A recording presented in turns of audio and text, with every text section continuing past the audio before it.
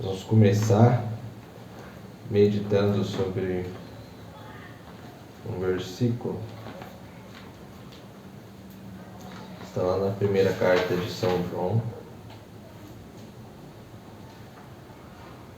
versículo 18. Filhinhos, esta é a última hora. Vós ouvistes dizer que o anticristo vem. Eis que já há muitos anticristos. Por isso conhecemos que é a última hora. Eles saíram dentro de nós, mas não eram dos nossos. Se tivessem sido dos nossos, ficariam certamente conosco. Mas isso se dá para que se conheça que nem todos são dos nossos. Vós, porém, tendes a unção do Santo e sabeis todas as coisas. Não vos escrevi como se ignorasseis a verdade, mas porque a conheceis, e porque nenhuma mentira vem da verdade.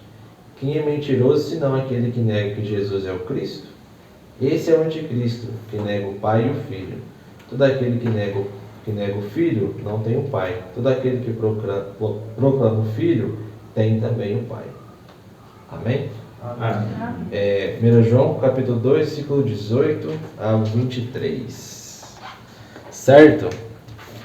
Boa noite a todos. Boa noite. Salve Maria. Salve. Viva Cristo Rei. Viva. É isso aí.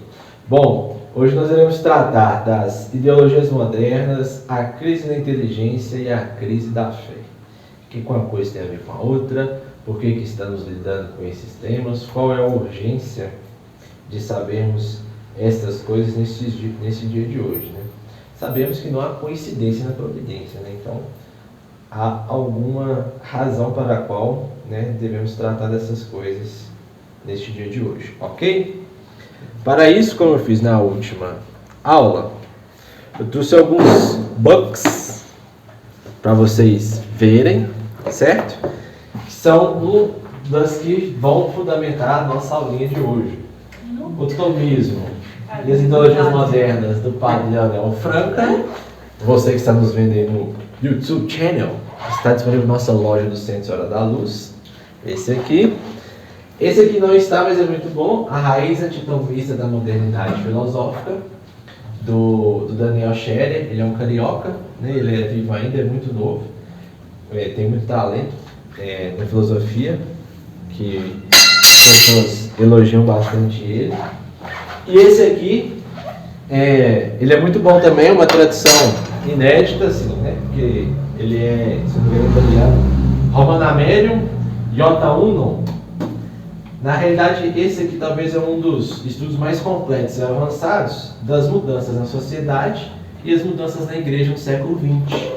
Está disponível na nossa lojinha, Iota Unum, vocês podem adquirir o de vocês. Temas como, por exemplo, aqui ó, ecumenismo, né? Teologia e filosofia do pós-concílio, né? Democracia da igreja, né?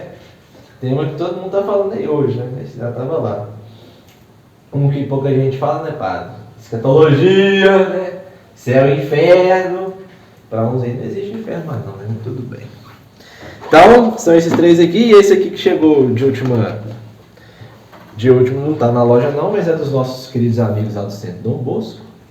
E muito bom esse livro aqui do Padre Sáenz, O Homem Moderno. O Padre Sáenz é um discípulo do Padre Castellani, que é considerado, né, como se fosse talvez o maior mentor intelectual da Argentina no século passado, né? E que influenciou muitas e muitas gerações. Muitos padres argentinos bons que a gente vê hoje estão no seminário muito por causa do Padre Sáenz, né? Que ele é um jesuíta hoje, né? Que vocês sabem, né? Que, por óbvio, né? Um homem desse não ia ficar preso, então ele mora de favor no seminário da congregação, se eu não me engano, dos jesuítas lá de Buenos Aires, da Argentina, né? Então vocês veem com a grandeza do homem, né? E é tão simples também, né? Mas tem muitos temas aqui que ele trata, e que como chegou esses dias, eu estava lendo algumas páginas, né? E eu vi que o homem fragava no negócio, foi muito bem. Até falei com o padre dele, né, padre? O Centro Dom Bosco, eu acho que esse aqui eles podiam ter feito uma edição de luxo, mais coisa, que esse livro aqui merece. Esse livro aqui é muito bom, né?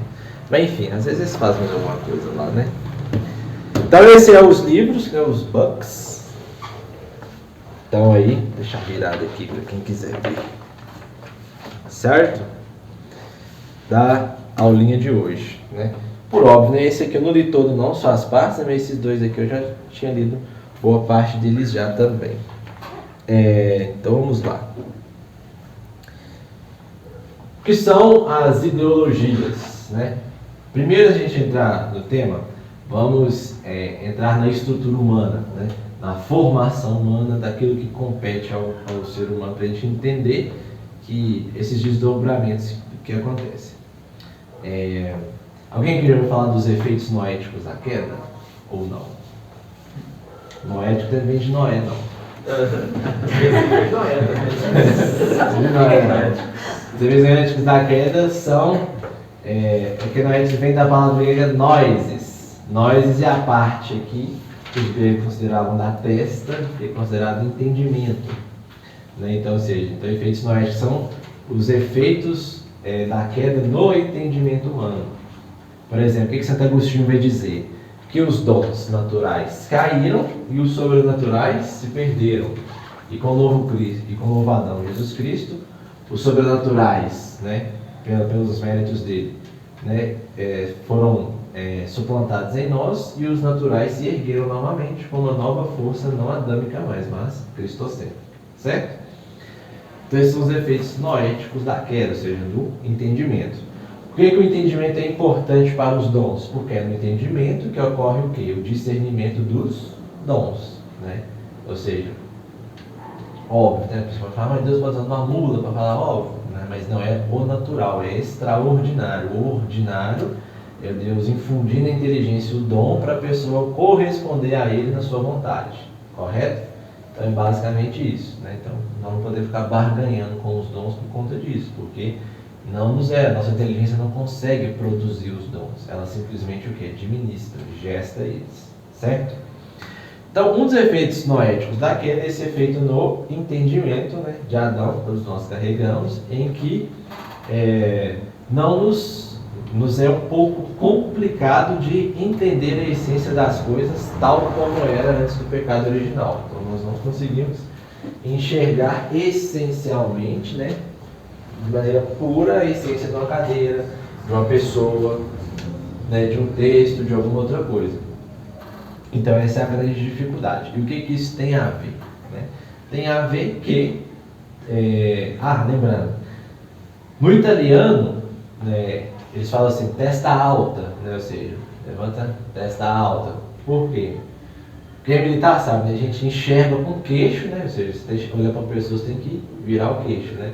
E você se atenta com a testa, né? Por isso que o verso em latim do Corações Alto é o quê? Sursum corda, que ou seja, se tivesse uma corda assim, te levasse, entendeu? Então essa como se diz? É a essência daquilo que a palavra queria te levar. Então, ou seja, o italiano ele olha com o quê? Com a testa, né? Onde tua testa está direcionada, teu olho também está, né? Seu olho está aqui, sua testa aqui, né? Então por isso. Mas é uma das coisas que traduzido como no italiano, por essa parte também como entendimento, ou seja, la testa, né? Interessante isso também. E o que isso tem a ver com o tema de hoje? Aí nós vamos entrar, propriamente dito, na correspondência do que é uma ideologia. Uma ideologia nada mais é do que um fruto do pensamento metonímico. E o que é a metonímia? Metonímia é você pegar a parte pelo todo, ou o todo pela parte. Então as ideologias, elas têm, como se diz, essa lógica. Elas pegam o aspecto correspondente da realidade, ou seja, um fato objetivo, alguma coisa, alguma teoria, né, no sentido mais teórico, e supõe que aquele objeto pode ser usado ou executado no mundo hipotético. Exemplo, uma ideologia atual nos nossos dias, uma ideologia economicista. Você vai enxergar, por exemplo, os atos humanos pelo viés econômico. A pessoa está fazendo isso porque ela está ganhando mais dinheiro ou menos dinheiro. Isso pode ocorrer, mas não corresponde à essência da coisa. Por exemplo, um padre vai ser padre com viés econômico? Não. Então não tem como você enxergar a vocação sacerdotal pela clave economicista. Então percebam que é uma parte da realidade que é julgada como um todo, né? Diante disso, a gente vê uma das que a gente tem hoje, que é essa tentativa de colocar todos nós como se nós fôssemos números, né? Ou seja, no sentido de perder a nossa identidade e fazer com que nós possamos ser apenas X ou Y, ou um certo número, né? Ou, como se diz, nós não temos mais aquela, como se diz, ontologia que nos é básica, né? Ou seja, de sermos aquilo que temos que ser. Nós somos algo ou aquilo para as ideologias. Nós nunca somos, temos essa ontologia nossa própria, ou seja, nós não conseguimos. Nas ideologias nós não conseguimos ser o que deveríamos ser, entendeu? Por isso que a ideologia nesse sentido é diferente da religião. Por quê? Porque enquanto a ideologia tenta de alguma forma, né, atacar a religião consegue dar esse sentido transcendental para o ser humano, coisa que a maioria das ideologias não dão. O marxismo hoje atualmente tem um tom mais parecido com religião e menos com ideologia, mas essencialmente no fruto, na raiz, no início ele era uma ideologia também, certo? Então, a ideologia tem essa origem, né, assim, desse pensamento metonímico.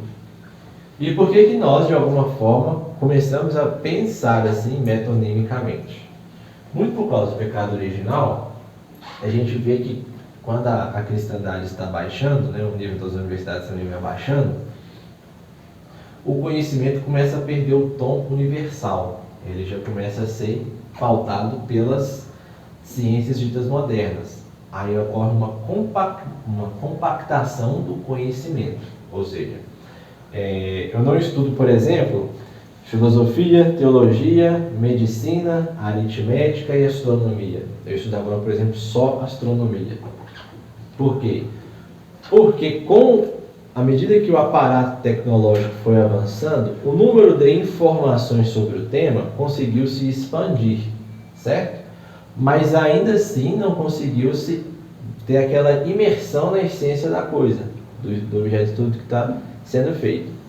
Com isso, gera um defeito material, porque eu tenho muitas informações sobre determinado objeto, e eu não consigo de alguma forma esgotá-lo.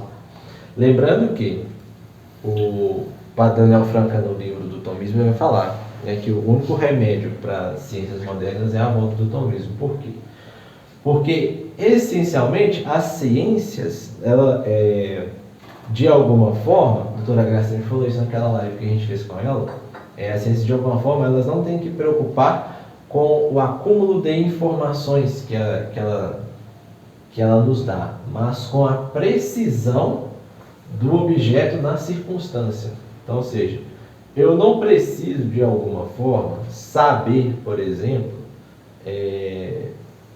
antigamente, por exemplo, que certo tipo de tecido poderia ser usado tanto para fazer uma roupa quanto fazer uma bolsa. Compreende? Por que eu não precisaria disso? Por causa da circunstancialidade do objeto, certo? Ou seja, no caso, o tecido, ele não figuraria numa circunstância que não me fosse apresentada. Então, necessariamente, esse tipo de conhecimento ou de informação sobre o objeto, eu não precisaria para corresponder à essência dele. Me compreendem? Então, uma das coisas que a ideologia faz, que é fruto dessa ciência moderna, é essa compactação do conhecimento. Por exemplo, na escola, né? A gente aprende isoladamente, né? Só português, só matemática, só história, só geografia e tudo mais, né? Só que, porém, lá na frente a gente vê que tudo se conflui, né? Que se eu não tiver uma boa linguagem, eu não consigo, por exemplo, descrever bem uma história, né? Só que aí ocorre justamente essa inversão que acontece na educação moderna, que é esse tecnicismo que vem da ciência moderna, né? Ou seja, Não é necessário entender a essência das coisas, mas simplesmente como elas se dão.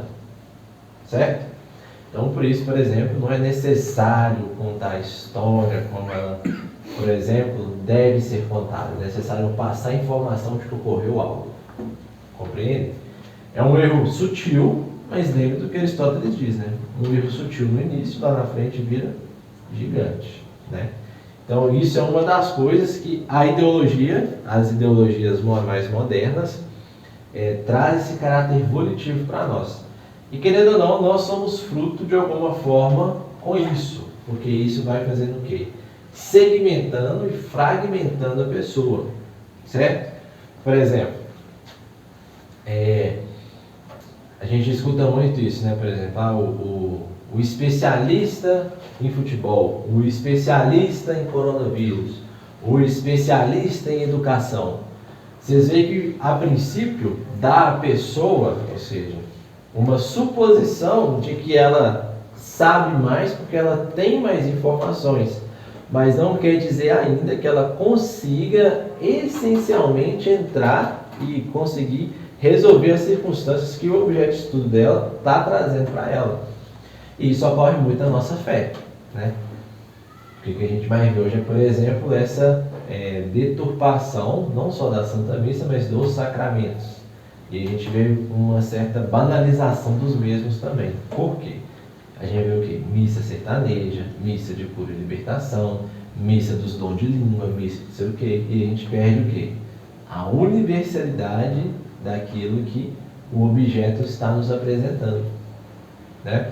Aí, por exemplo, eu vou no padre fulano de tal, porque o padre fulano de tal só mexe com trem ruim. Né? O padre fulano de tal só mexe com trem esquisito, manda pra ele, entendeu? Mas não deveria ser assim. O padre fulano de tal é um excelente gestor, né? Excelente administrador, ele faz e acontece, né?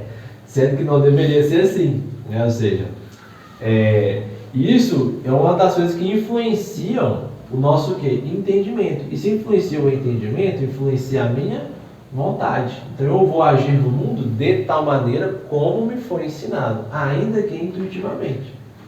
Certo? Por exemplo, outra coisa que a gente vê muito na igreja também, assim, na nossa família também, né? E tudo mais. Dessa compactação que a gente vê, que fragmenta o ser da gente. Fulano de tal tem esse dom, tem essa vocação, é chamado esse carisma, ele só faz isso. Sabe? Isso, de alguma forma, é mais ou menos o que, por exemplo, a elite globalista tenta fazer. Por exemplo, você é um médico, então você fala só de medicina. Você precisa saber cuidar dos seus filhos. Por quê? Porque alguém vai cuidar. Mas vai cuidar por quê? Para fomentar um certo sistema que vai favorecer uma certa casta em detrimento da outra. Certo? Isso é uma das perversidades da ideologia. A manipulação da realidade, né, e do poder em si, que algumas coisas nos dão, né? Por exemplo, um cargo presidencial é um cargo de poder. Mas não quer dizer, por exemplo, né, que é monetariamente rentável. Certo? Ele me dá poder, né? E poder pode implicar dinheiro ou não. Correto? Já um outro cargo, por exemplo, um CIO da Apple, implica o quê? Uma grana e um tipo de poder tecnológico, mas não implica um poder estatal. E isso a gente está vendo como as Big Techs estão burlando, de alguma forma, os grandes sistemas de operação de poder, né? Porque elas, como estão, como se diz, né, num mundo à parte, que seria a internet, então é difícil delimitar quais são os limites da dita mesma, da dita internet. Então fica fácil delas colocarem o quê? As suas próprias regras de poder no jogo, certo? E aí que vai entrar muitas outras coisas, né? Essa questão de guerra social, guerra cultural e tudo, como que você embate nessas coisas, né? Então percebam que as ideologias têm esse caráter, né, fragmentário e compacto. E nisso daí a gente vê também como que nós, seres humanos, estamos tão descolados da própria realidade que nos é inerente. Então, por exemplo, eu sou um chaveiro, mas não quer dizer que, por exemplo, eu não posso fazer um programa de rádio. Entendeu? Eu sou uma pessoa que exerce tal função e não quer dizer que eu não posso exercer tal outra, né? Isso estou falando de exemplos bobos de funções para vocês verem que isso, a nível macro, é muito perigoso. Por quê? Porque se eu tenho esse tipo de compactação e de divisão de certo nicho de informação, eu tenho um excesso de informação, mas eu nunca vou saber qual é a verdadeira. E aí a gente perde o senso de hierarquia. Se eu perco o senso de hierarquia, eu perco o senso de autoridade. Se eu perco o senso de autoridade, eu perco o senso do que é o quê? Um valor mais absoluto, que é mais importante, em detrimento do outro. Com isso eu nivelo todas as coisas. Então a ideologia faz isso. Ortega y Gasset, no Rebelião das Massas, ele fala isso, que a ideologia ela tira a capilaridade social. Todo mundo passa a ser igual na medida que está na massa, ou seja, esse homem massa que ele não consegue, ele é um fenômeno médico, a gente fala aí também, que é a pessoa que não consegue sair dessa obliteração de mundos ideológicos, ela só enxerga o mundo pelo viés ideológico. Aí vocês lembram, por exemplo, que Gramsci falava assim, não, o gramscismo, os ideólogos de Gramsci, né?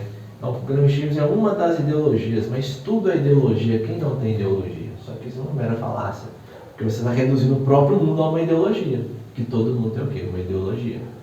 Então é um jogo muito mais, às vezes, semântico do que conceitual, né? Ou seja, é um jogo muito mais de enganação, de ilusionismo, do entendimento, do que realmente, do que as coisas correspondem, né? E nisso, quando o Ortega y Gasset falava essas coisas, é como se a ideia fosse mesmo uma terra sem árvores, sabe? Se fosse uma careca do Wesley ali, tá vendo? A água bate e escorre, entendeu? Entendeu? Não para em nenhum lugar, entendeu? Essas coisas. A ideia é mais ou menos essa, entendeu? Com carinho. Só observando. Entenderam? A ideia é mais ou menos essa. E quando isso ocorre, né, ocorre justamente uma coisa que as ideologias tentam suprimir, que é o que é mais caro para o entendimento, a noção de verdade. O que é verdadeiro e o que é falso, sendo que isso é a base ontológica do próprio ser humano. Então, por exemplo, quando eu perco o senso de hierarquia, um governador é mais importante que um padre ou que um bispo, né? Quando eu perco esse senso, eu enxergo tudo por uma clave. Aí vai depender da clave que eu estou sendo mais influenciado, que eu vou interpretar as coisas. Se for uma clave mais, como se diz, mais, né, está uma clave em que eu enxergo o Estado mais como um ente, né, que impera e tudo mais, então eu vou considerar um governador mais importante que um bispo, por exemplo, entendeu? Se eu enxergar a coisa no viés mais econômico, eu vou pensar assim, quem tem mais dinheiro, certo? Se eu for enxergar a coisa no viés mais naturalista, quem está defendendo mais o verde, entendeu? E por aí vai. Essas noções de poder a todo instante vão estar lá na cabeça da gente. E, né, no período que a gente é adolescente, é o período que mais fica mais o quê? Impregnado em nós. Por quê? Porque é dali, com o entendimento já mais ou menos formado, que eu vou ter tomadas de decisão que vão corresponder ao quê? À vontade que eu quero ter, entendeu? Então, por isso que a palavra de Deus fala, né? Ensina a criança no caminho que ela deve andar e ela nunca mais apartará dele. Alguns historiadores do Antigo Testamento falam que a criança ali está falando até 16, 17 anos, pra vocês terem ideia, né? Então, uma boa idade, né? Não é a criança até 12 anos, como a gente entende. Para eles, o termo criança não existia, né? No caso, ele é filho. Então, a pessoa era filha, né? Quem estuda judaísmo, né, vai saber explicar melhor, né? Emancipa com 30, mas até essa certa idade que ele cria força e tudo mais, ele tem uma certa emancipação dos pais, né? Que conduz, ele tem lá o bar mitzvah, né? Ou seja, a emancipação dele, né? Entrar na comunidade judaica e tudo mais. Então, vocês verem mais ou menos a importância desse tipo de ensino, né? E como é importante quem está ensinando e o que está para a formação própria do caráter, né? Aí a gente percebe que uma pessoa formada em uma ideologia, dificilmente ela vai ter um modelo de caráter, ou ela vai desenvolver um caráter, se ela não tiver bons modelos diante dela, né? Porque o caráter não é explicado, ele é vivido, né? Então você precisa de pessoas muito retas para a pessoa saber o que é uma pessoa de bom caráter e um mau caráter, né? Então, por exemplo, igual o exemplo que eu sei na última aula da mãe. Qual mãe tem mais caráter? A que sabe que o filho fez errado e mesmo assim tenta exercer o seu dever fundamental e tudo. Por exemplo, o filho foi preso e tudo mais. Ela não aceita a atitude do filho, mas ela não deixa de ser mãe dele. Ou aquela que, né, o filho fez merda e tudo mais, tô nem aí, deixa pra lá, só que vive a vida normal. Entendeu? Qual é essa que tem mais caráter, né? Então, ou seja, são modelos que a gente precisa ver que não tem como a gente explicar. Como que você explica para uma pessoa que a primeira mãe fez mais certo que a outra? Não tem jeito. O único jeito é o quê? O bem e o valor que ela está fazendo. E o bem não é o quê? Muitas vezes a gente não consegue explicar. Porque é um transcendental da alma, do ser. O que é um transcendental? É uma coisa que está além de você e você consegue, de alguma forma, insuflar na alma do outro, né? É isso que a gente chama dos transcendentais. Bom, belo, justo, verdadeiro. São essas coisas. Nesse caso tem como explicar então? Nem entra primeiro e segundo? Não tem como explicar. Por mais que você tente explicar, você nunca vai atingir essencialmente a excelsidade do bem que ela fez. Entendeu? Você nunca vai conseguir elucidar o quão maravilhoso foi aquela atitude. Mas aqui deixou ele lá... Você consegue, a maldade você consegue. Por quê? Então não é que ela seja mal, mas ela fez certo, ela está certa, tá? Eu fui errado, então ela nunca vai estar errada, de uma certa forma. Mas se falar isso lá fora, o povo acha que não. Sim, isso mesmo. Entendeu? Agora a primeira, por mais que ela saiba que o filho está errado, ela não aceita o que o filho fez, mas ela vai lá como humano mesmo. Isso. E a vontade de Deus quer que ela está sempre ajudando. Isso. Né? Se for exemplar nas coisas de Deus, tem que ser assim. Mas como você explica essa atitude? Porque Não o tem como natural ficar nas seria... duas, tá Porque o natural seria o quê? A pessoa mesmo deixa tudo mais, ok. Isso é o natural, mas o natural adâmico, o natural do pecado. Entendeu? Por que o outro nos causa certa vergonha e certa perplexidade? É mais complicado. Porque está levando a noção de bem, e o bem é a antítese do pecado. Então a segunda está errada. Sim. Num certo sentido, se olhar por esse viés, qual está trazendo mais valor, no sentido de transcendental, a primeira... O vizinho meu lá, o filho dele foi preso várias vezes. Ele falou, olha, o vizinho mais tem que ser um, tem que virar, tem que inventar na meia para dar. Não, mas você está me dando exemplo várias vezes. Você está dando exemplo de presente. Largou ele Eu lá, estou supondo que o filho está arrependido, não, entendeu? mas existe a Aí o filho ficou preso lá, mas eu estou contando assim, faz do bem que a mãe vai fazer. A mãe Sim. continuou falando, ó, eu não sigo, né? Você me leva lá no marido, apesar de não gostar, mas eu vou lá porque ele está só. Então só tem eu como mãe, então eu tenho a obrigação de ajudar. Eu não gosto porque ele É porque mãe e filho tem um Entendeu? vínculo Então, até assim, místico, né? Porque o filho é carne saindo da mãe, né? na verdade, uma carne perdida é uma desgraça na família. Vai ser sério.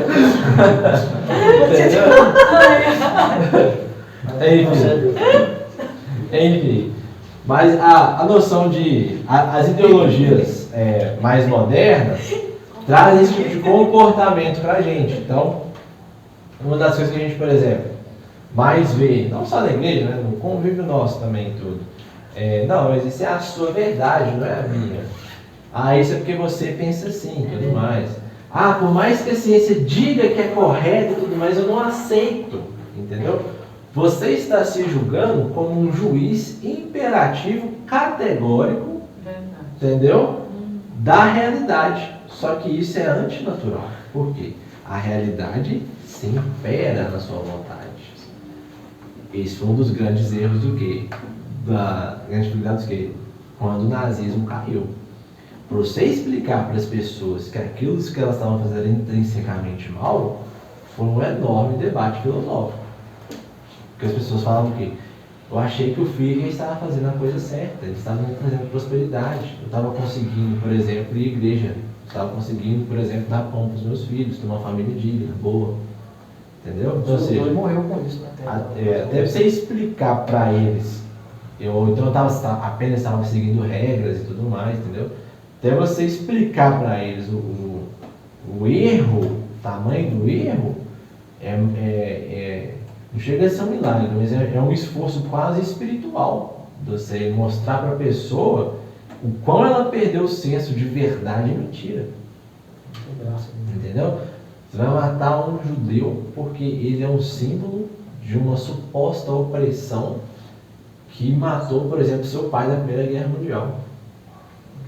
Entendeu? Isso é uma das coisas.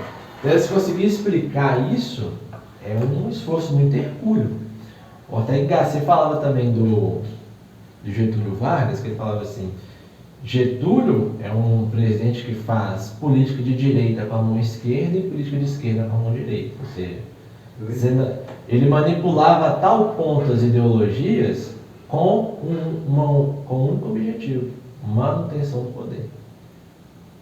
Entendeu? Então, ou seja, isso já mostra, né, uma das fases das ideologias. Hein? Ao mesmo tempo que elas tentam se imperar, elas são as mais manipuláveis. Dito feito, né, teologia da libertação, igual um vírus, né, vai evoluindo, né. Aí agora é o que? Ecoteologia feminista da libertação. Ou seja, é um ecologismo que chama a terra de mãe, dando a desculpa de uma alusão a São Francisco de Assis, sendo que dentro dessa terminologia mãe está incutindo um feminismo radical, trazendo as mulheres à cena de um principado espiritual. Compreende? Fácil que vai acontecer isso. É fácil. Daqui a pouco eles vão falar o quê? Que assim como a terra é mãe, as mulheres, as mães e tudo, tem um papel preponderante de quê? De principado também na criação, no governo das coisas e tudo mais. E assim vai. Acima do mundo. E esse tipo de semântica vai invadindo o quê? O imaginário, moldando as vontades e trazendo novos o quê? Costumes. E costumes já arraigados viram o quê? Cultura. E uma cultura deformada gera homens deformados, porque a cultura depende da educação. Um exemplo de um país que tem uma excelente educação, uma boa cultura, mas economicamente, ou por exemplo, é o inverso. Países bem baixos. 3 países do leste europeu: Hungria, Polônia e Romênia. São países que têm uma elevada cultura, entendeu? Um elevado senso estético alto, mas que financeiramente não são o quê? Exemplos de coisa, mas eles preservam o valor espiritual. Por que eles têm esse tipo de característica? Porque eles perceberam que as ideologias, o marxismo, rouba tudo até o espiritual. Então, se eles não preservarem o que é espiritual, o que eles têm de mais valor, todo mais não tem mais valia nenhuma. Porque não adianta nada eu ter um bom salário e não conseguir adorar a Deus. Compreende? É uma família rica, mas dividida, as pobres meio junto. E tem exemplo do contrário, um país com uma péssima cultura, mas de alguma forma uma boa educação? Tem, só que é um exemplo bem complexo, né? Por exemplo, a Índia. É um país que tem uma cultura muito deformada, mas tem uma boa educação, né? Não no sentido, fala assim, educação, eu estou falando de educação agora no ótica católica, educação no sentido que gera homens de uma forma virtuosos, entendeu? Homens, como se diz, como se diz? Por isso que entra a questão, por exemplo, lá o cara pode ter mais de uma mulher, entendeu? Assim, então não tem como você ter uma noção de virtude muito bem estabelecida, né? Mas é um país que, como se diz, de alguma forma a educação mantém um valor espiritual neles ainda, ou tenta ter, né? A gente sabe que é meio falso, mas tenta ter. Mas de alguma forma a ótica das castas indianas é uma ótica de dominação global que a gente vê hoje, por exemplo. Você tem uma casta que se julga espiritual e maior do que as outras e que tenta de alguma forma fazer com que as outras a sirvam de algum modo.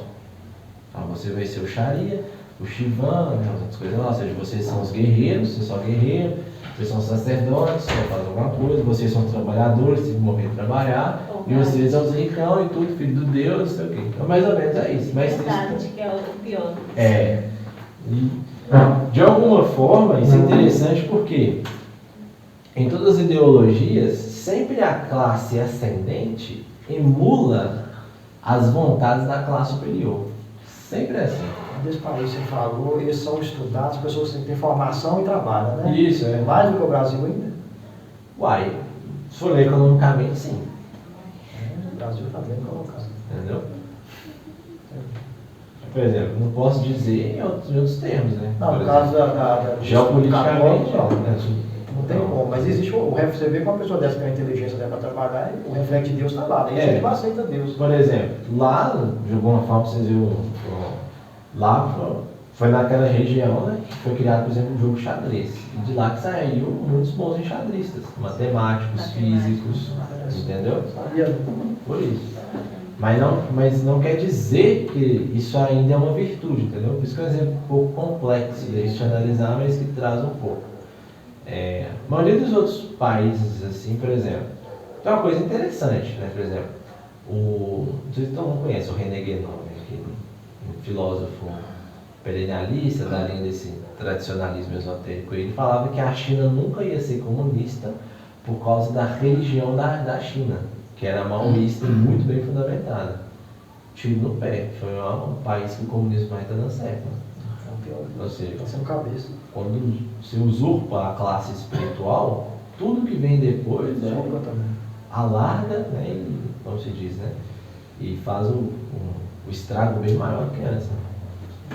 Então, essas são das coisas.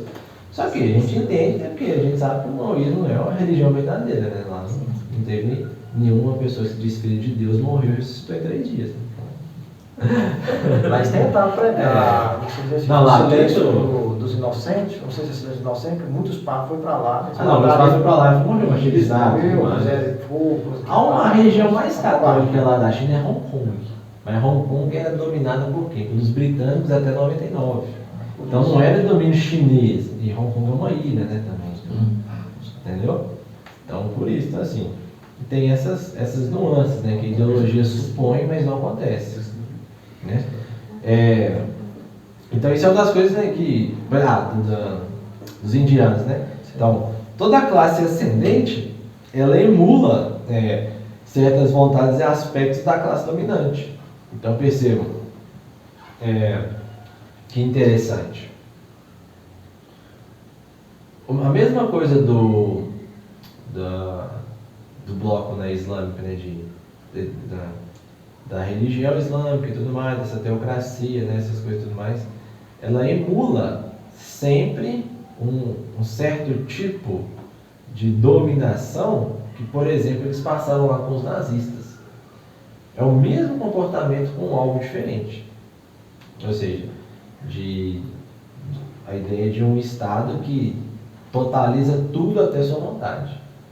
Ela vai determinar o que você vai comer hoje de manhã, hoje à tarde, hoje à noite, o que você vai vestir, essas coisas e tudo mais. É uma coisa totalizante. Mas não é uma coisa no sentido de levar o bem comum. Mas é uma coisa muito meio que lunática, porque ela descreve em detalhes, por exemplo. Descreve em detalhes que tipo de roupa o homem deve usar, essas outras coisas e tudo mais, entendeu? Não tem um certo bom senso, né, que visa o bem comum. É uma coisa inversa a isso, entendeu? Então percebam que é um tipo de emulação que a gente vê que nas pessoas que defendem ou de alguma forma emulam, né, uma certa ideologia que vivem. Está, por exemplo, Cazuza, né? Confesso, esquerdista e tudo mais. Então, Cazuza não tinha um marxismo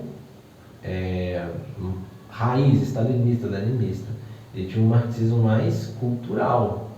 Só que quais eram os hábitos de Cazuza? De um proletário ou de um burguês? Entendeu? De um burguês.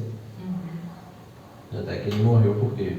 Por conta de AIDS, né? Que contraiu com relações sexuais ilícitas. Né? Então, se ele fosse também stalinista, ele não teria essa não tem questão esse viés. esse viés. também ser homossexual, porque lá também É, os estarem homossexuais no- não perdoavam não. Não perdoava, entendeu? Mataram Ele tudo. é homossexual. Ele Isso era. era. Entendeu?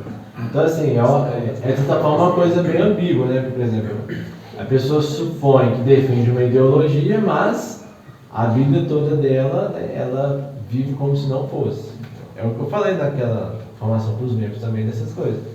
Não falar que é católico, né? Falar de Cristo Rei e tudo mais, e de shortinho, às vezes na missa, ou de forma vulgar, sensual, não corresponde, né?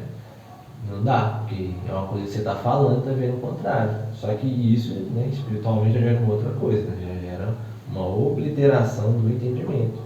Isso cada vez mais cega. Por quê? Porque o entendimento depende daquilo que você vê.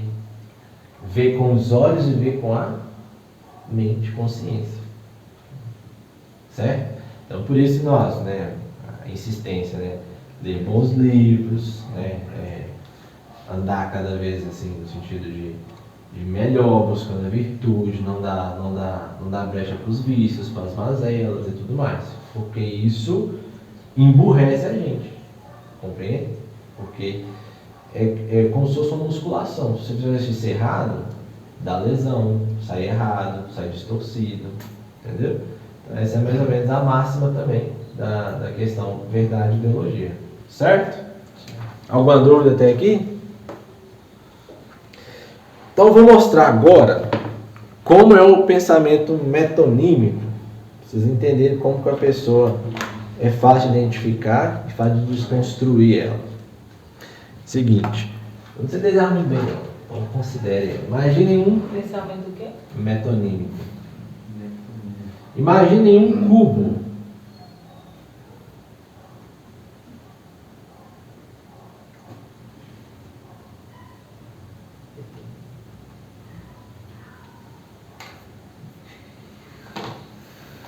Certo? Assim, e agora imagine um cubo assim.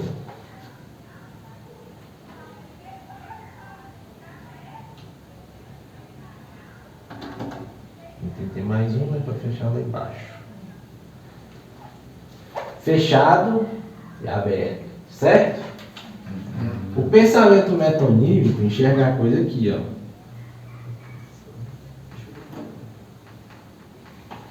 E o pensamento da filosofia perene de São Tomás enxerga assim, ó. É como se ele enxergasse todas as partes para unir. Isso.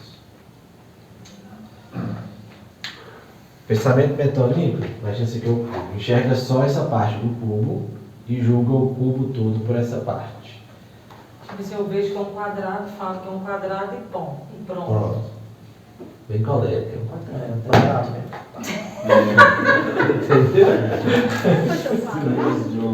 Entendeu? A filosofia perene enxerga. Tá com saudade, né, Wesley?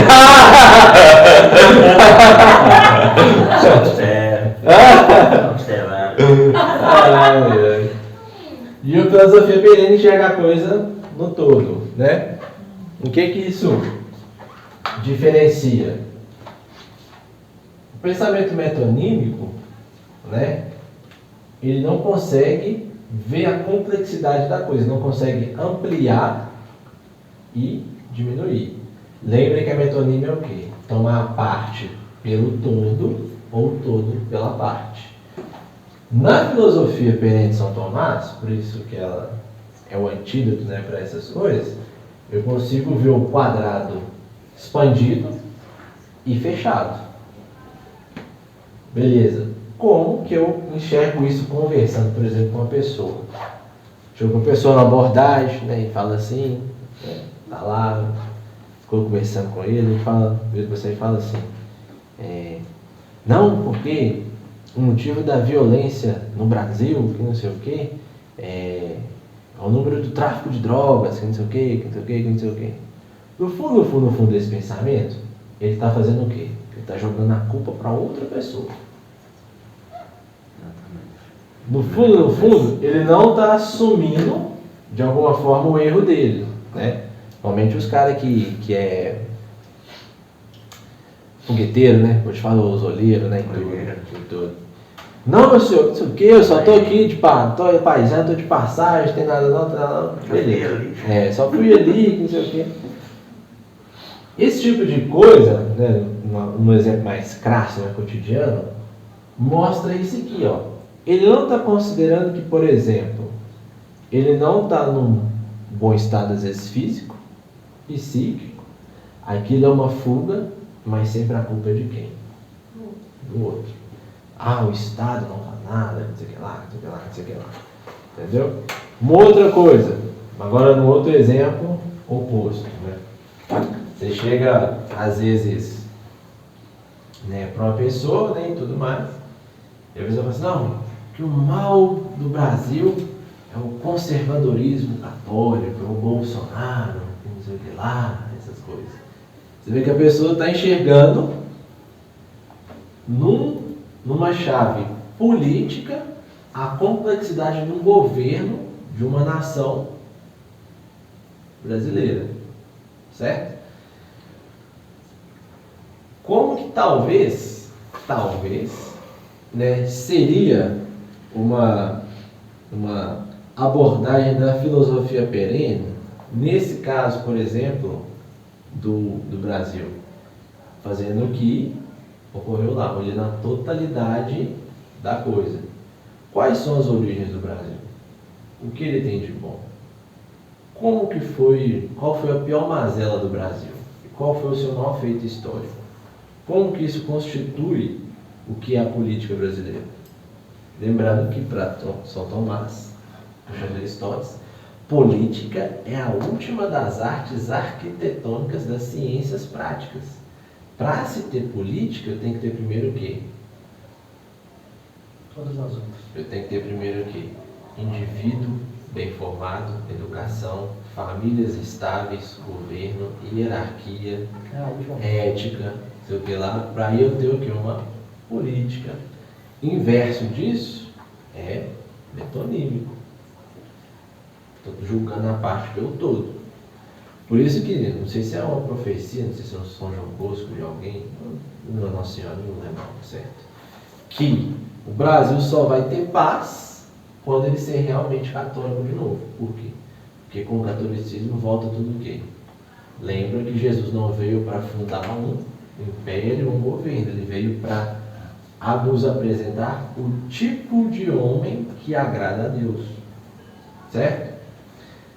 Agora é o seguinte, meu celular ali, isso é interessante. Como que o processo de conversão está alinhado diretamente com a política nacional? Olha que interessante para vocês verem. Qual é o primeiro ato de Deus no homem para salvá-lo? Conversão, não é? Conversão também chamada teologia de regeneração, que é o quê? Você pega o quão ruim é do seu pecado e transforma aquilo num novo coração. Eis que fiz nova todas as coisas. Regeneração. Da regeneração, eu tenho o quê? Conversão ou santificação. O que é a santificação? O que é a santificação? A correspondência dos meus atos à luz dos atos de Cristo. Certo? Da santificação, olha só você ver. Então, eu mudei coração e mente. Agora eu estou mudando os atos. E agora, depois da santificação, eu vou ter o quê? Vou ter o quê? Eu vou querer andar com quem? Com quem ama as mesmas coisas que eu e odeia as mesmas coisas que eu. Então, o próximo passo pela santificação é o quê? Convívio social com o quê? Com quem diz o bem. Então, as pessoas que querem as mesmas coisas. Isso. Vou colocar aqui, ó. Busca social pelo bem. Também chamada de igreja. Percebam que olha que eu falei em perfeição, hein? Viu? Depois disso, eu tenho a regeneração, a santificação, busca social pelo bem. Qual é o próximo passo disso? Qual é? Isso é natural, gente. O que famílias juntas fazem? boas famílias juntas fazem? Fazem o quê? Criam instituições para quê? Para balizar os filhos. Então, o outro passo vai ser o quê? Instituições ou leis que correspondam ao quê? Ao bem almejado.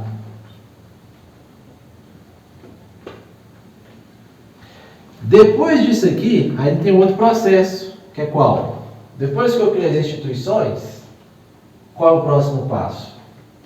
Eu vou criar o quê? Autoridades que garantam essas instituições. Aí agora entra o princípio da autoridade, ó, que é análogo a qual princípio de autoridade?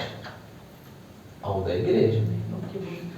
Quando que o bispo é bom ou ruim? Simplesmente pela sucessão apostólica? Não.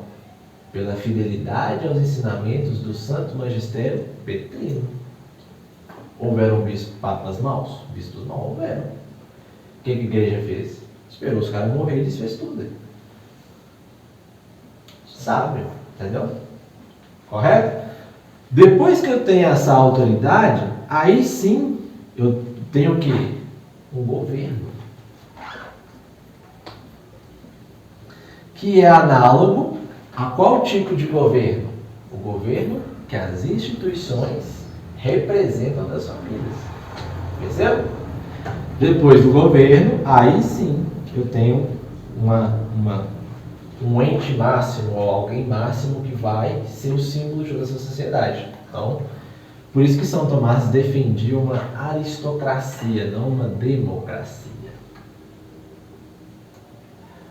Bobbio, os democratas, né, até os democratas gregos falavam, o princípio da ditadura é ter uma democracia. Por quê? Porque se eu nivelo todos os direitos, eu vou ter que ter alguém que manda em todo mundo da mesma forma.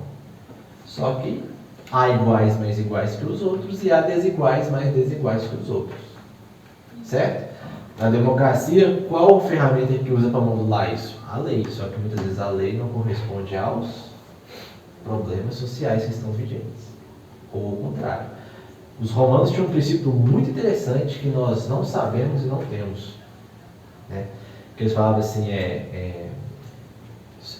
summi iudice dura codex, eu não lembro o certo termo latino, mas é mais ou menos assim, ó. Quanto mais perfeita é uma lei, pior uma sociedade é. Por quê? Se fosse todo mundo bem educado, sim. Não por isso. Porque o excesso da perfeição na lei que determina condutas, essa perfeição é perigosa por quê? Porque nunca vai haver alguém que corresponda à perfeição dessa lei. Por isso que o idealismo platônico não pode invadir de alguma forma posso falar o direito, né? O direito, a ciência jurídica. Por quê? Porque é o que mais tem no neoconstitucionalismo, esse excesso desse neoplatonismo. Que parece que a lei vai dar um estado ideal de coisas para a sociedade. Justamente é o quê? O contrário. Um dia tem que ter uma boa lei com um cara virtuoso. Mas antes disso, ele está pensando o seguinte, por que eles falavam isso? O excesso da perfeição da lei vai me levar sempre para um ditador. Por quê? Porque vai haver alguém que vai conseguir reunir o que esta lei ou que as pessoas que o colocaram lá vão corresponder com tal perfeição. Certo? Viu? Então aqui eu vou colocar aqui aristocracia, mas pode ser monarquia, alguma coisa aqui.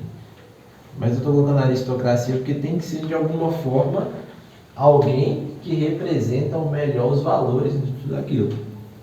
Então percebam que a nossa conversão está intrinsecamente ligada com a política local. Ou nacional ou internacional. Por isso São João já falava. O mal do mundo é a falta de santos. Viram por que é importante ser santo? Agora, tá vendo?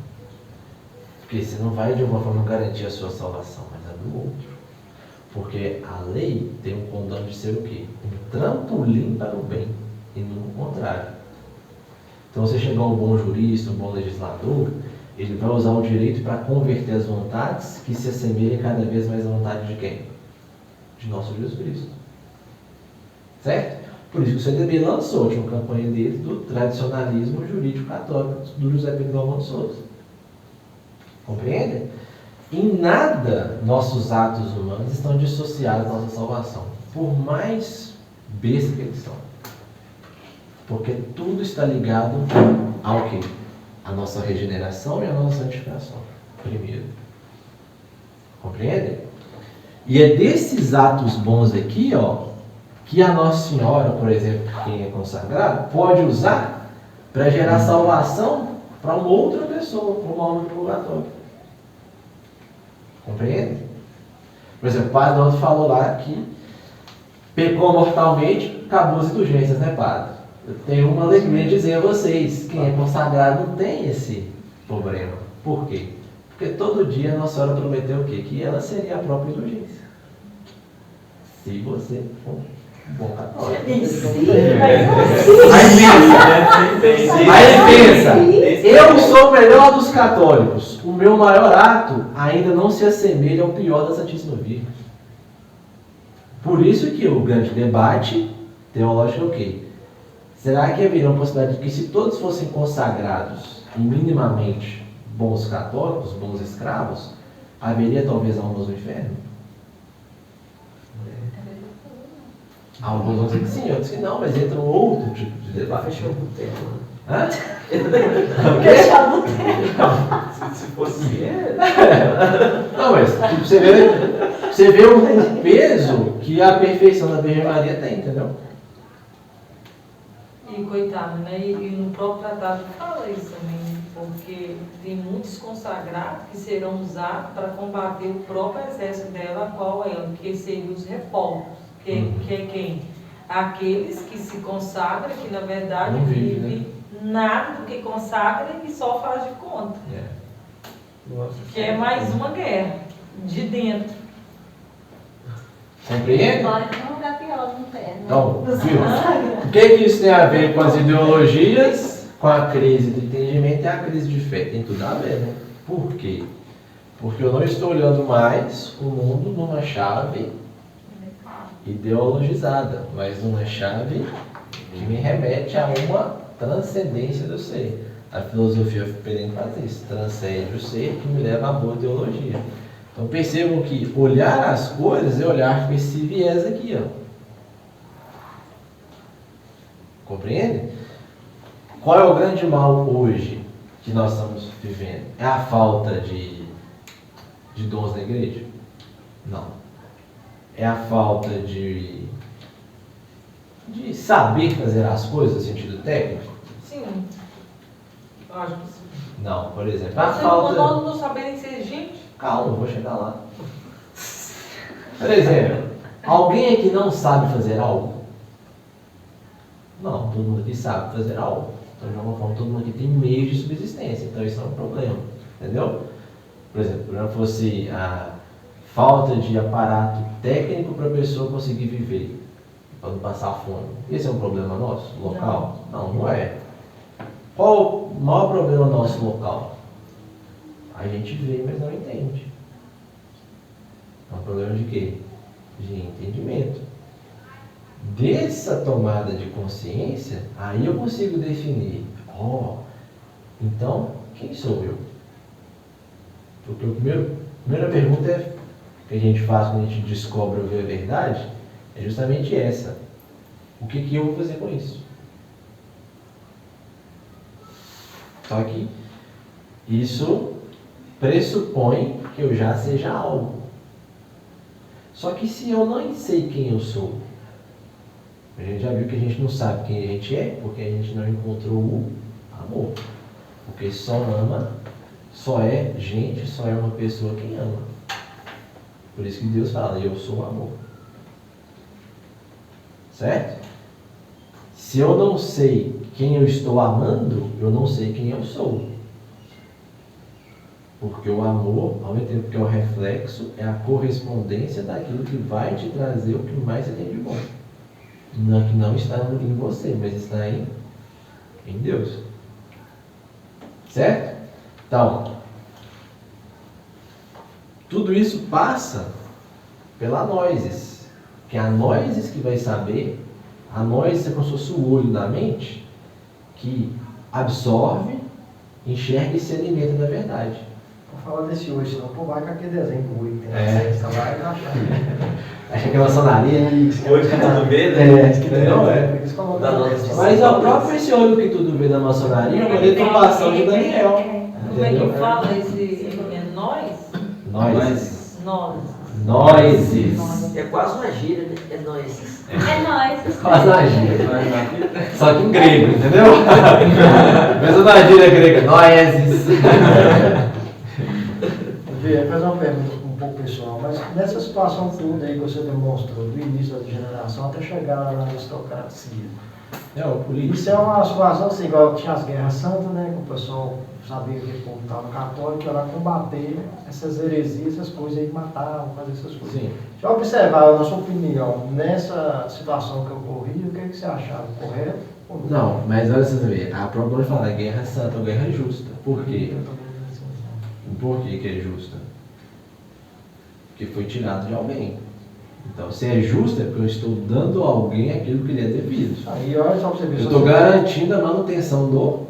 Do jeito que eles fizeram aí, tiraram todas essas coisas boas que você explicou aí, que realmente são coisas boas, tiraram isso da população, isso automaticamente começa a matar as famílias, mata os filhos que estão criando, porque vai crescer pessoas que não vai ter esse intelecto de observar. Sim, e aí não são pessoas virtuosas. É um problema. Entendeu? Por isso que o grande dilema nosso da igreja é o que dizia o Papa Bento XVI. O martírio do nosso século, a causa de santificação, a causa de exaltação aos altares do nosso século é qual? O martírio branco. Quem conseguir compreender melhor quem é e o mundo que está, vai ser o santo que a igreja precisa. Por quê? Porque até na própria teologia tem essa confusão. Vide de novo ecoteologia feminista da libertação. Como que alguém sã consciência consegue ser um trem desse? Só estando muito deturpada aonde? No entendimento. É muito diabólico, não sei. Certo? Não, isso é uma, né? Aí quem está falando isso aí? Bem arquitetado, né? Vamos lá. Não é? Lembra aí quem foi lá? Era o Boff e aquela irmã lá do Rio de Janeiro também, de São Paulo, sei lá, né? E tudo. Que está juntando isso aí. Junto com os teólogos do Sino da Amazônia, né? Que queria de toda forma, né? Fazer as mulheres lá subir no altar e consagrar Jesus também e tudo. Então assim. Mas tem outros, não era ele não, era outro cara lá que eu esqueci. Entendeu? Mas não conseguiu cumprir nem caso. Que ele era até filiado a. Ele é, né? Aquele instituto da Greta Thunberg lá que. Da pirralhinha lá. É, da E falando isso, pirralhinha. aquela menininha que dela, hein? Tá crescendo, né?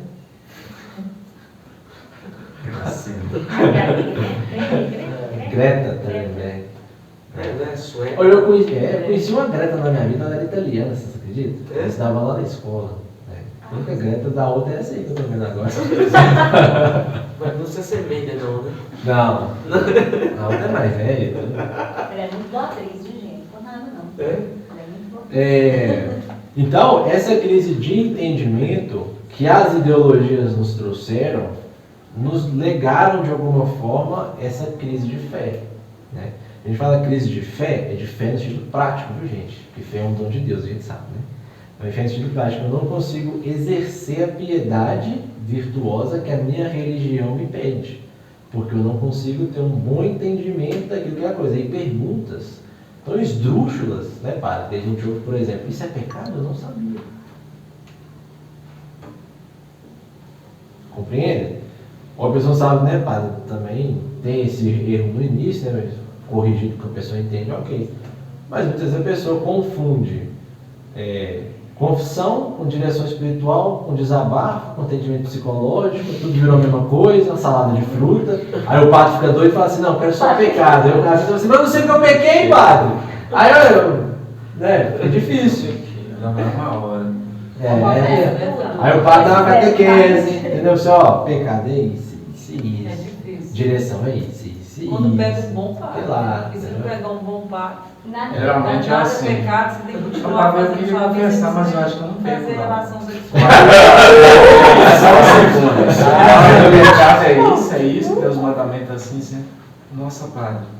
Então eu tenho que marcar até hora extra. Então começa logo comigo pra isso. Entendeu? Isso é uma das crises de fé que nós temos hoje. Outra crise de fé.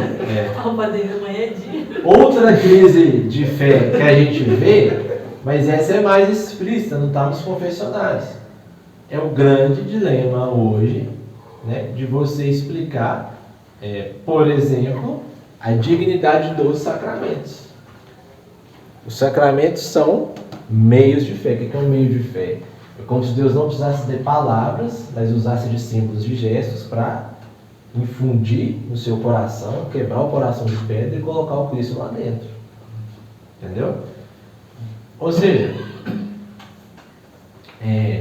quando a gente fala da dignidade dos sacramentos, é justamente isso. A pessoa vai comungar de qualquer forma.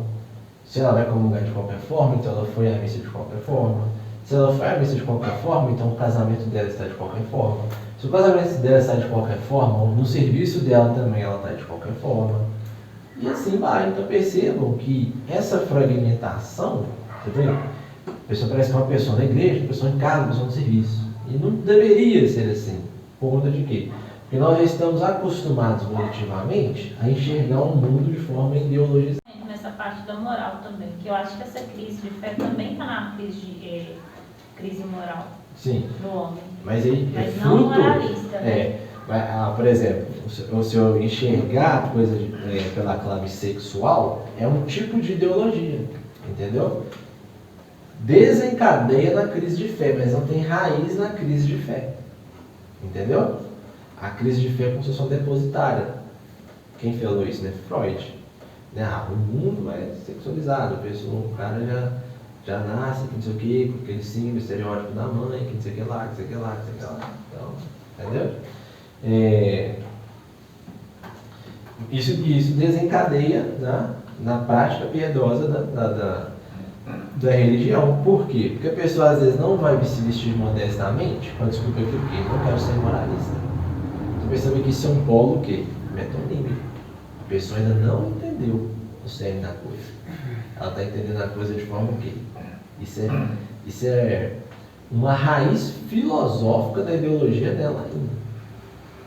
Entendeu? Ou seja, como se fosse a gênese da ideologia está nela, mas não a ideologia em si. Compreende? Ou seja, a essência da ideologia está nela. Ela está chegando no mundo o quê? Mecanizada. Entendeu? Moralista, não é? Isso aqui lá. Entendeu? Ela não consegue ter o bom termo de enxergar as coisas pela essência delas. Isso só quem dá é quando nós aprendemos filosofia perene. Onde vocês aprendem isso? Por graça divina. Entendeu? Aqui isso é outra coisa, na internet dá para ir em outro lugar, mas por conta disso. Aí que entra muitas das dificuldades que a gente vê, né, Pato? Também se a gente pode assim dizer, por exemplo, governo de uma paróquia, ou de uma igreja, ou no governo, às vezes, até da empresa. Por quê? Porque, de alguma forma, a pessoa que está à frente, não é que ela vai puxar a sardinha para o lado dela, mas que ela vai, de alguma forma, fazer com que aquilo que lhe é subjetivo como valor seja imperado como valor comum. Entendeu? Se o subjetivo, de alguma forma, né, se assemelhar ao bem comum almejado, como aqui, ok. Mas se não, isso é o quê? Não chega a ser uma deturpação da noção de bem, mas uma deturpação da noção de autoridade. Porque ela está ali por algo ou por alguém. Certo?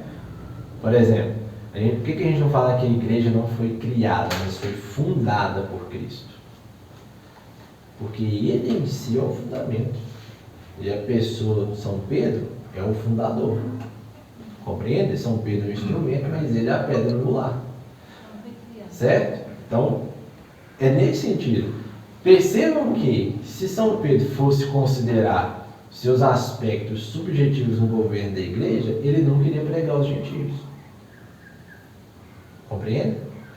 Por mais que ele estivesse na terceira morada no Concílio de Jerusalém, ele estava cometendo um pecado, que era negar a salvação aos gentios. Compreende? Então perceba que isso só se purifica quando eu tenho regeneração, santificação, que vai desdobrar em todas as outras. Certo? Por isso que, de alguma forma,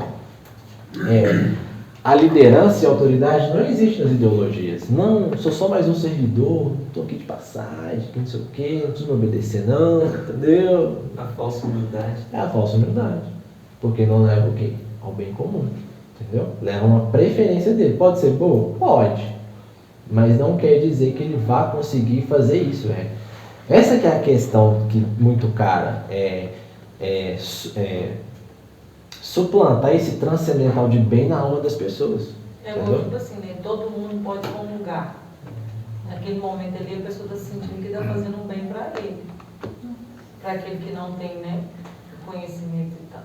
Aí todo mundo vai lá e comunga, né? E todo mundo fica feliz, vai para casa feliz. Só que aí, e a alma?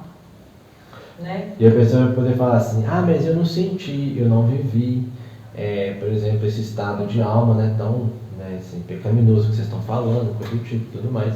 Sim, meu filho, você não vai sentir mesmo, porque você não tem fé. Você só vai ter isso quando você tiver o quê? Fé. E fé é um dom de quem? De Deus. Por isso que São Tiago fala, peça a fé que ele vai lhes dar. Aí é fácil Entendeu? pegar, já é uma frase assim difícil. Você pegar uma frase que o Papa disse no Corpus Christi, né? A Eucaristia não é prêmio dos santos, é remédio para os pecadores. Sim, excelente, é isso mesmo. É isso Pega mesmo. uma frase dessa aí, a gente entende o que ele está dizendo, Sim. mas você vai falar. As outras pessoas vão interpretar errado, né, Padre? Esse pensamento de cara. Metonímico. O Papa diz que a comunhão não é prêmio dos santos, é remédio dos pecadores. Então, resultado daquele pensamento de cara, tudo pode mudar. Em outras palavras, o Papa está falando assim, a Eucaristia não é uma medalha de campeão para você, é um atestado de quão ruim você é. E o quanto você precisa dele. Isso. Só que no pedilar, no pensamento de Isso. cara, então eu posso ir lá e combinar. Por quê? Porque Agora, as se pessoas... você adentra ali, você vê que, tipo assim... Não é algo que te faz imaginar uma situação que por vezes não existe que você está querendo viver. Né? Que a gente vê no TikTok, né? Tá no YouTube lá, te conhecer um belo dia, sei lá. Aí você fica com aquele trem, entendeu? Aí você acha que vai conhecer alguém um belo dia e tudo mais, que vai acontecer aquilo. E muitas vezes não vai acontecer, entendeu? Mas a vida vai ser. Você gostou dela lá? A vida vai ser muito boa, não precisa, ou vai ver esse mundo de ponto de fadas, entendeu? Aí as Maria vão falar assim, conto de fada. Nunca tentei. Ai, irmão, maldosa. Nossa, a minha tá aí, cuidado. Ela pega esse carrega tudo. Nada. Tá vendo? Vai ser Olha vídeo. lá. Meu Deus. Meu Deus, Você não conhece que tá aqui, daqui a pouco é Meu filho. São Tomás falava, e Padre de Lança também diz no nome da vida intelectual lá, que a gente já viu, que se as ciências não forem unificadas para a filosofia e para a teologia, ou a vontade enfraquece e entorpe a inteligência, ou a inteligência entorpe e enfraquece a vontade. Uma dessas coisas. Por quê? Porque a inteligência e a vontade são as potências mais altas da alma. Por quê? Porque é por meio delas que eu consigo ter os méritos da salvação. Certo? Isso aqui também, São João da Cruz vai dizer que isso aqui é a chamada mente simbólica. Que São João Paulo II pega e coloca lá na Teologia do Corpo também. O que é a mente simbólica? Você enxergar tudo à luz da revelação. Então, ou seja, você não vai enxergar cadeira como um mero instrumento de cadeira. Você vai... Isso é um exemplo bobo, tá, gente? O exemplo das imagens, melhor. Você vai enxergar as imagens como meras imagens, meras representações. Você vai enxergar o transcendente das imagens. O que é uma mente simbólica? O lírio representa o quê? a santidade, a pureza, ele venceu o pecado. O marrom representa o quê? A simplicidade e a humildade que ele teve para o quê? Para carregar nosso Senhor Jesus Cristo, Rei do Universo. Entendeu? Então, quando a gente olha para a imagem, tudo isso já tem que vir em mente. É isso que São João Paulo II diz. E essa é a maior evidência da santidade, a mente simbólica. Nossa Senhora da Luz, né? Cansando de falar. A vela que representa o amor, que se consome pelo próximo. Jesus como Rei do Universo, né? E tudo mais. O azul celestial, o rosa da singeleza e da pureza, e tudo mais, essas coisas. Compreende? E tudo aquilo, mas que pode vir representar a nível teológico. Então, essa mente simbólica é um traço de santidade. Evidencia que a pessoa está entendendo a revelação divina. Entendeu? Por exemplo, se eu enxergo um padre de batina preto com colar em branco, você não vai achar que é o quê? Que é um Neo da Matrix, né? Você vai achar o quê? É o Severo Snape, né? Você vai imaginar que o quê? O preto... Já me chamaram dele lá no fórum. Que a roupinha do Severo está fora de Severo. Você vai imaginar o quê? Quando você está com o bem entendido, o preto é a morte para o mundo, então ele está buscando uma vida mais perfeita como a de Cristo, entendeu? Não sei o quê, porque tem a clésima branquinha, né? O padre fica zoando, que de ruim preto vem aqui, só fica isso aqui brilhando.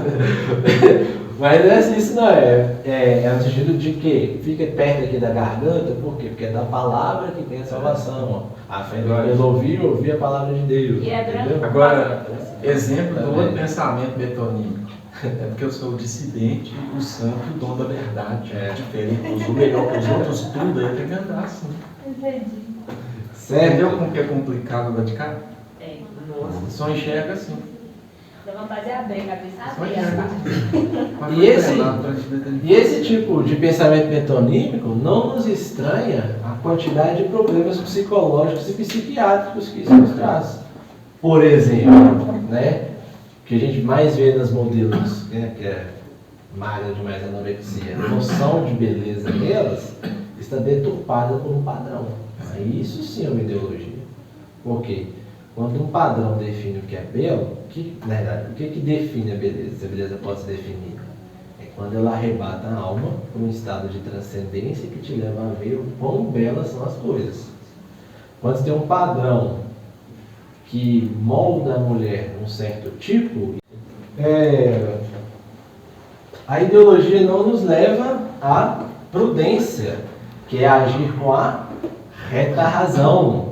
Ou seja, só ajo com a reta razão se o meu entendimento está vendo a verdade na sua essência.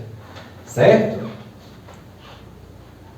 Capilaridade eu já falei. E, né, finalizando também, o que o Dr. Miguel Ayuso, né, o jurista espanhol, diz sobre o processo de engenharia social que começou lá no nominalismo e tudo mais, né? Eu falei isso no curso de Ana Santana, né? No início das ideologias, né? E por que nós chegamos até aqui, né? Os novos nominalistas, eles têm mais esse pensamento metonímico, não nominalistas raiz, tão raiz como o Guilherme de Roma Hanon. O que o Ayuso falava? Que primeiro tirou, né? Tentou se separar, né, e conseguiram, né? A igreja, enquanto instituição do corpo místico, Revolução Protestante. A igreja do Estado, Revolução Francesa. A igreja da sociedade, Revolução Comunista. E agora eles estão tentando separar a igreja, né, da própria família e da própria pessoa. Revolução Cultural, Gramsciana, Revolução Tecnológica, que é o quê? A pessoa não se encontra mais naquilo que ela entende por ser igreja. É aquilo que o padre Zé Eduardo falou. Qual que é uma das místicas do catolicismo que é muito difícil, até diria impossível, de você acabar com ele? Porque Nosso Senhor fez o quê? Ele instituiu a igreja no seio da família e instituiu a família no seio da igreja. De forma que se você tira um, você tira o outro. Como que ele fez isso? Sacramentando o matrimônio. tornando o matrimônio um sacramento. Como? Quando ele casa com a igreja, né, na cruz de Cristo. Quando o soldado fura o lado dele, jorra sangue e água, ali está instituída a noiva de Cristo. Né? Então, é muito isso. Então percebam que o trabalho nosso é justamente o contrário. Eu faço a pessoa se encontrar com ela, se encontrar com a família, se encontrar com a igreja, se encontrar com a sociedade, se encontrar com o Estado, para aí se encontrar de novo. Enquanto medianeiro e correspondente, né, do que ligar aqui na terra vai ser ligado no céu. Certo? Alguma dúvida?